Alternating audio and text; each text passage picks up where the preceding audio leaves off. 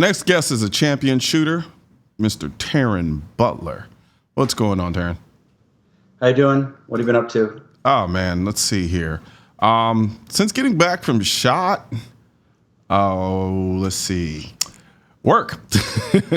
I've been doing a little bit of shooting. I've been trying to get at least 1 or 2 days of shooting in each week. But for the most part, just doing CN Live, working on noir stuff, working on gun reviews, you name it. Awesome. All right. Anything at SHOT Show that you saw or met or whatever that was pretty cool for you? I shot the Maxim 9 for the first time during SHOT Show. I actually recently kind of did a whole video on that, which will be coming out shortly. And then the Hudson 9 piqued my curiosity, but I didn't get a chance to actually shoot it. But other than that, nothing really just incredibly stood out. Some of the stuff from Trijicon was pretty cool, like the 1.8 and the thermal scopes and things like that nature. But other than that, it was pretty. I didn't really get a chance to walk the floor like I wanted to.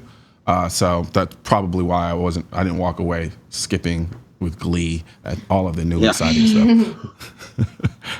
So for a lot of people, like to me, you're a household name. I know you. Most people in the gun industry know you. But for the people who don't really know you, let's talk a little bit about your history and your kind of come up in the industry. What got you into competition initially? Well, back in the 90s, I've always loved guns. I love movies. Grew up watching Die Hard, freaking Dirty Harry, all the fun movies like that. And back in the 90s, I went to a local indoor shooting range and had a Glock 21 and did really well, beat everybody at the bowling pin match. And there was a old stuntman there, a guy named Bruce Barber. He had a Glock 24, big old 6-inch Glock. And he's like, try this out, kid. And I just raged on this bowling pin thing. He's like, kid, you're great. You got to get over to the Southwest Pistol League. That's where all the big stars are. So I went over there about 2 weeks later, and I had my big, fat Glock 45. And out of about 118 people, I saw the results. I came in 7th. And I was thinking, God, with a 13-shot 45, I placed top 7 against guys with custom 2011s that hold back then 40 cal like 20 rounds. So I thought this is what I'm going to get into. I'm a natural. This is super fun. And within the next year, I won their perpetual cup. They have 2 cups. And then from then on, I've got 31 title defenses with those cups. Jesus. So that's where I started. But then after about 4 or 5 years of that, a friend of mine, Kirk Hyatt's like, you got to try 3-gun. And way back in the late 90s, 3-gun was kind of like old guys with wheelbarrow suspenders on and goofy looking shotguns and trash and double barrels and just kidding, exaggeration. But it was pretty dated stuff compared to now. And I got into it, and immediately my first match was the 5 Dogs Winter Classic, and I was horrible at shotgun. I didn't know how to load.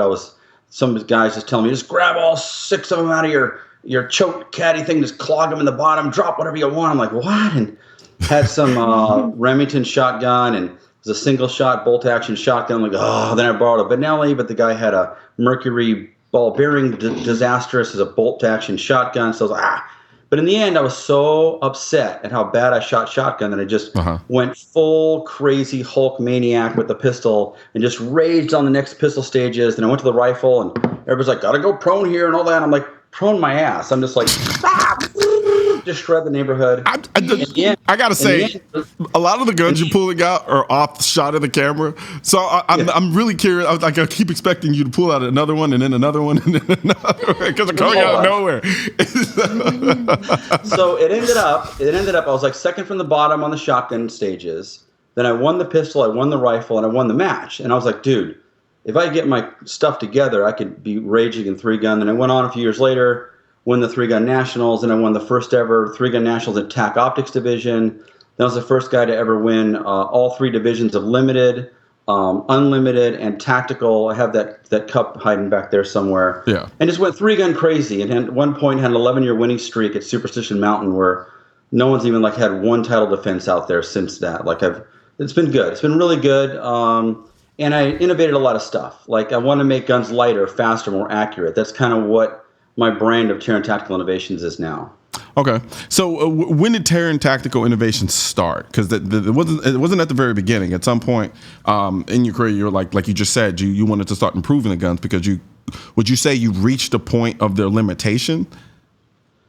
Yeah, like I was winning everything, and all I did was shoot. I wasn't Okay. running around working on all kinds of projects and all this lunacy I do now. It was just be the best in the world, shred everyone, beat everyone, whatever it takes. And it isn't just grab a gun and shoot. I want the best setup. I want the best sprung gun, the best barrels, scopes, everything. That's why I have all this Trichicon stuff, all the fun stuff. And everybody wanted what I was using. And I'd do it for a few guys, but I wasn't dying to have other guys that could catch me using my equipment. But despite all that, I work for some other companies that are very successful now. And then I realized, I could do this myself.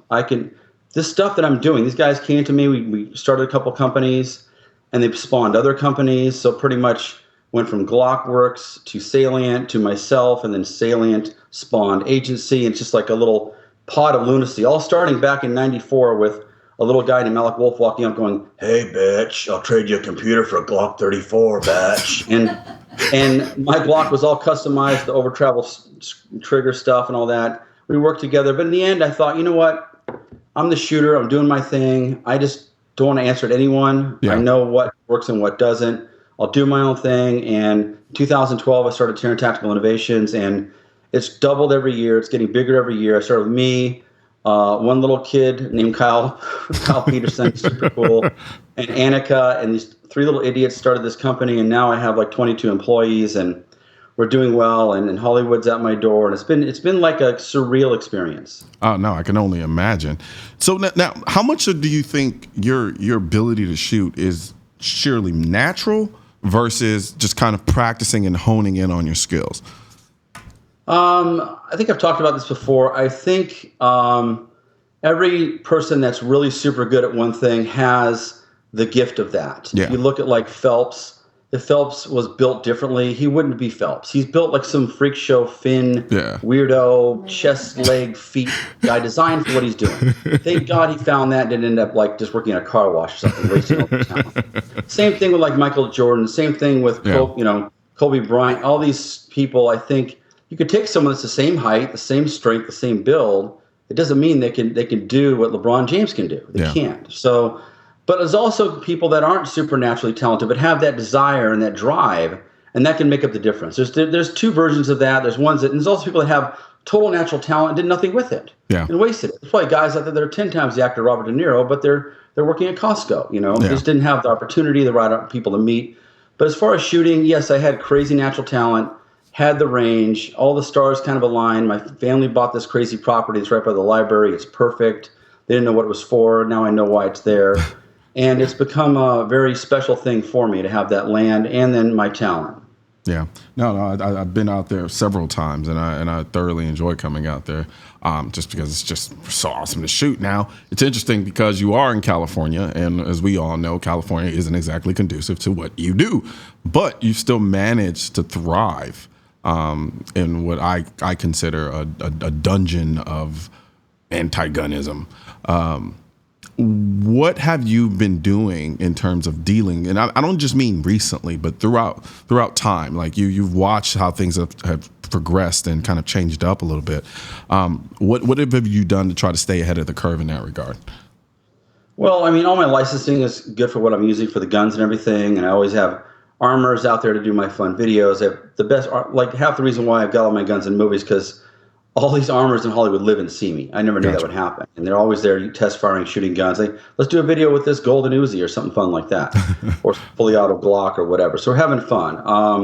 But most of our sales, honestly, are not even in California. We do sell stuff in California. We're everywhere else. Yeah. And it's not hurting us that bad. Ideally, we're going to have a little satellite place in Vegas working with a friend of ours. And to do the guns, like we have a gun coming out soon in a movie. Here's a sneak peek right now, but I'll tell you about that later.